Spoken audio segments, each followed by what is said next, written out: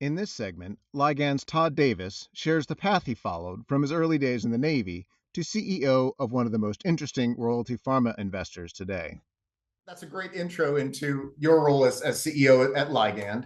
And I think Ligand is the most interesting royalty pharma company because you're getting in a little bit earlier stage than maybe some of the bigger royalty pharma companies, and also you have enough capital to really make many meaningful investments. And then I think looking at all industries, I mean, I think royalty pharma is just a fascinating place to be. So you have an enviable role. How did you get there?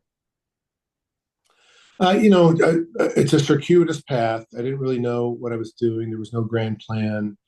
But I had read a few books while I was, in the middle of the Persian Gulf, and healthcare was going to be a huge growing area because of the graying of America, because of the technology evolution that was occurring. So I just decided to try to get into healthcare, and I interviewed with, there are a lot of military recruiters that try to help military officers transition. So I linked up with one of them and got a number of interviews, and eventually ended up getting an interview with Abbott Labs, and I got a sales position there. So I literally didn't know anything, but I went to work for the diagnostics division, and Abbott's a great training organization too. And it's the culture is very sales and marketing oriented. Now AbbVie, Rick Gonzalez has kind of taken that culture with him. But I learned a lot there. I spent 5 years at Abbott, kind of worked my way up the food chain a little bit. I was a product manager. I launched the first automated PSA test, and had a really good experience. And so that's how I kind of ended up in healthcare. Just a little bit of happenstance, a little bit of self-directed research, really. Okay. And now you're leading one of the most exciting companies in the space. Yeah, I mean, it continued on. I'm not really a good big corporate guy. It took me a while to figure that out, but I went to I was at the Navy, then a much smaller organization, Abbott Labs.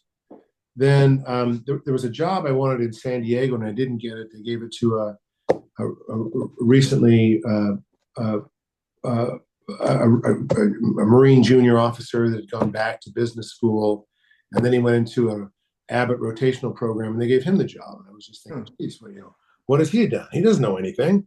So you're mad about it for about a day, and then I thought, well, geez, maybe I should just go get an MBA. So that's what I did.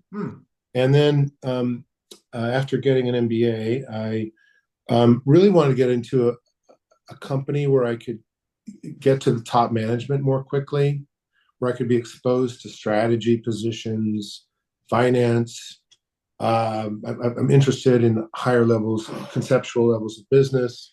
And so I went to a mid-cap company called Elon, which was an Irish drug delivery company, really. And phenomenal experience, run primarily by accountants, amazingly. But in Ireland, they have business schools, but the reality is the most talented business people in Ireland go through the accounting firms. That's the blue chip opportunity. That's the training ground. Okay. Yeah. So the Irish accountants are like amazing business people, many of them. And so there was just a ton of accountants at Elon that I worked with, and they are really skilled, definitely have different skills than I did. I worked kind of in corporate licensing there, then M&A, and then went back to the drug delivery division for 2 years, where I led the business functions there. And that was a significant business operation. So that was really good experience for me. Got a lot of deal experience there and a lot of operating experience at Elon, which fostered my career considerably. I was about 39 at this point and got a call from a recruiter, and Apex Partners was looking for a specialty pharmaceuticals partner to go to New York. It was really Patrickhoff and Co. It wasn't called Apex Partners then.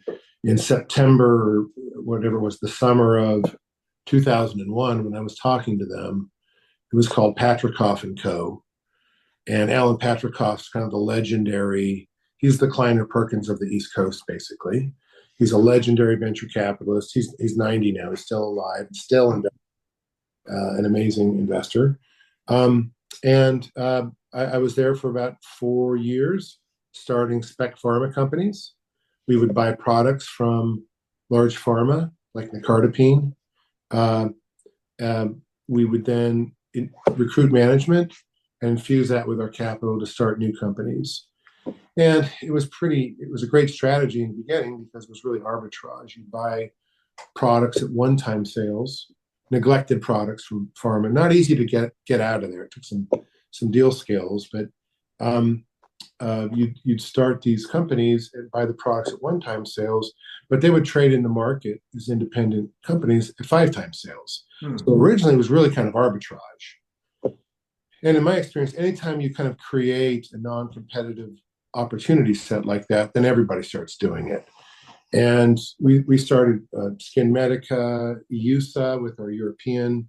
Patrikoff and Co. merged with Apax, so we became Apax partners globally. So we had a European set of partners, and we did EUSA, which was EU, US, spec pharma, by acquiring all of the Elon's, my former company's assets in Europe.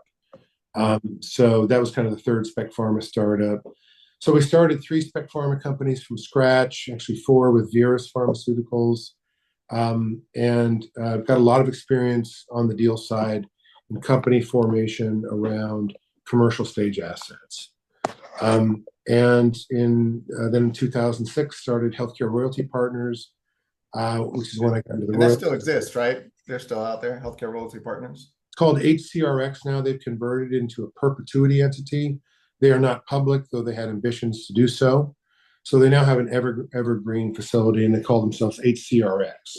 But that is the business. I started that with Cowan and 2 partners, and grew that as a managing partner there from 0 to about $4.5 billion under management when I exited in 2018. So good business, focused on commercial stage royalty acquisitions. When we started the firm, we were underwriting those deals to mid to high teens returns, which is really good alpha because that's about 10% risk, I would say. But over time, once again, all of a sudden, all the competition comes in, more money's going after the same assets, returns come down just as they did in acquiring spec pharma assets. And now most of those deals are underwritten to kind of 9 to 12%. They'll put bells and whistles. Yeah, the return sounds like they're really fallen, like by probably about a third or so, 25%. Yeah. Yeah, they've really kind of converted almost to a debt strategy. And in fact, some of the deals I would say are very debt-like.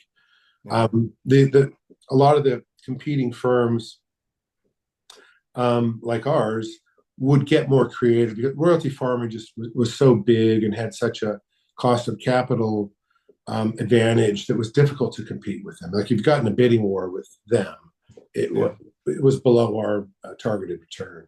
So we did a lot more synthetic royalties. We actually trademarked synthetic royalties and started doing a lot of those, which is really the creation of royalties through a project financing. So we started doing a lot of those deals and kind of grew the firm assets under management that way. And I was there through 2018, and I was kind of, semi-retired, although I seemed to be working more than ever. I moved to Florida and I'd been on the board of Ligand since 2007. Okay. And in 22, they asked me to run Ligand. So that's when I kind of went back to work full time and started doing this.